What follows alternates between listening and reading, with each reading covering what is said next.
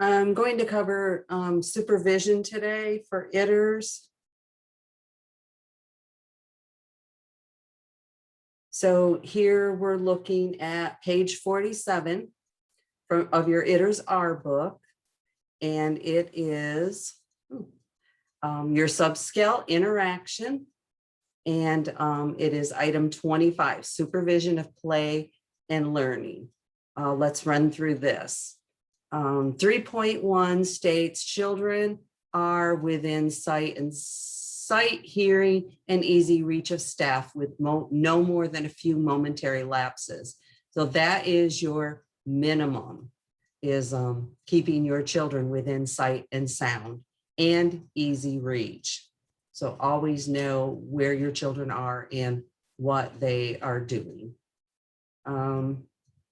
This is actually covering supervision in both your indoor and outdoor areas.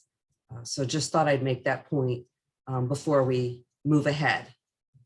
3.2 states that your attention should be on caregiving responsibilities and not on other tasks or interests. So don't get hung up on cleaning up the floor after lunch or spending a lot of time chatting with adults, other teachers, parents as they come in the room. Your attention is there for the children. And while yes, you do want to interact with parents, you don't want to take your attention away from the children. And that kind of leads into 5.1, where it says staff show awareness of the whole group, even while working with one child or a small group of children.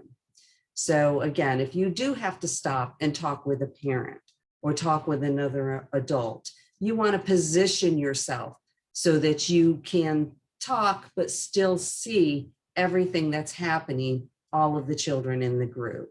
If you have to bend down and tie a shoe, you want to position the child and yourself so you can see what's going on behind that child. If you're sitting with a small group of children,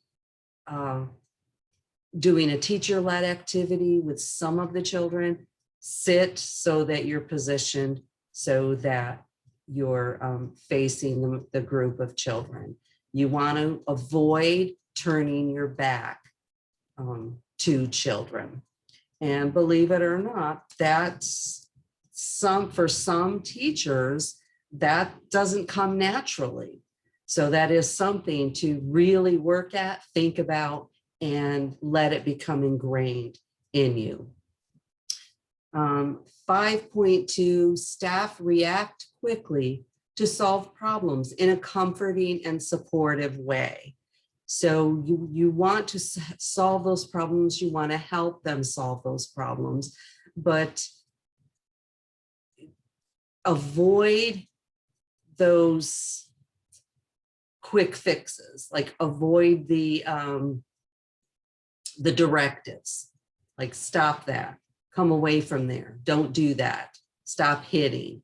That's not what they mean by comforting and supportive. So just be aware of that. 5.3 says staff play with children and show interest in or appreciation of what they do. If you were to look at the licensing regulations, rules and regulations under supervision, what you will see is that supervision is defined as interactive. So yes, you're supervising, but that doesn't mean you just stand around and you watch and you see that the children are occupied or busy or safe. You have to actually be interacting with the children. And that's kind of what this item number is, being interactive with them. 5.4, staff give children help and encouragement when they're needed.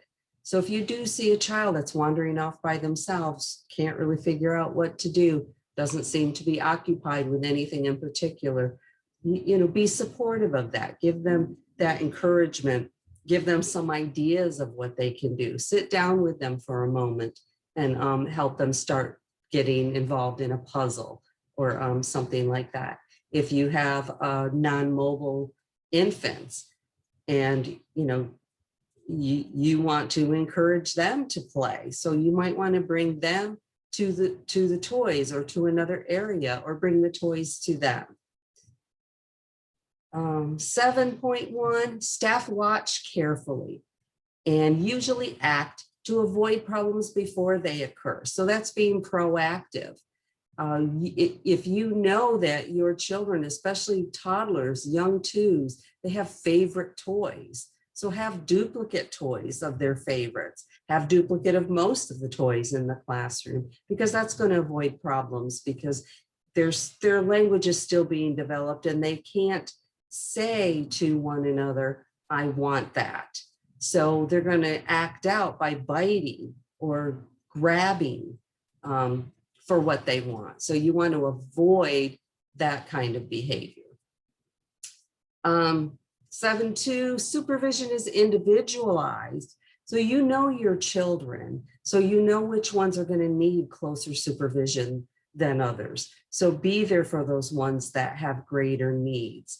If you know you have a biter, that's the child that you need to be shadowing much closer than some of the other children.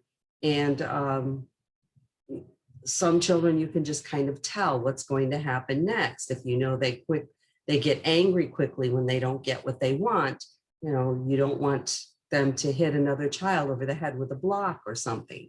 So just kind of individualize your supervision according to the children that you know.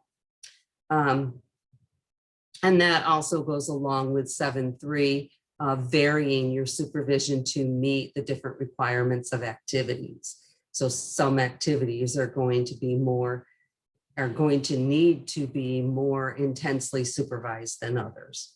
So if they're playing at the water table, for instance, or with paint or markers that they're going to be putting in their mouths, versus playing with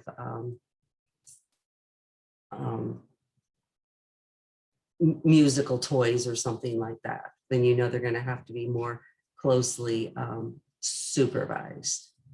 So I'm looking down through notes for clarification, just to kind of see if there's anything we really didn't miss. And all it says is it's talking about lapses and how many lapses you can have. And it really, there shouldn't be many at all. 3.1 says few means no more than 5 momentary lapses during the 3-hour observation. So just be aware of that. And 5.3, notes for clarification, says it's got to be evident during the observation that you are actually spending a significant amount of time actually playing and interacting with the children. So I think that's pretty much it for supervision for your ITERS classroom, but also another reminder that the thing to remember with this is we are not only teaching for the day of assessment or the day of observation. That day is supposed to be a snapshot of what is happening all the time in your classroom. So always remember this with supervision. You really don't want to have any lapses in supervision, because that's when something could happen. All right.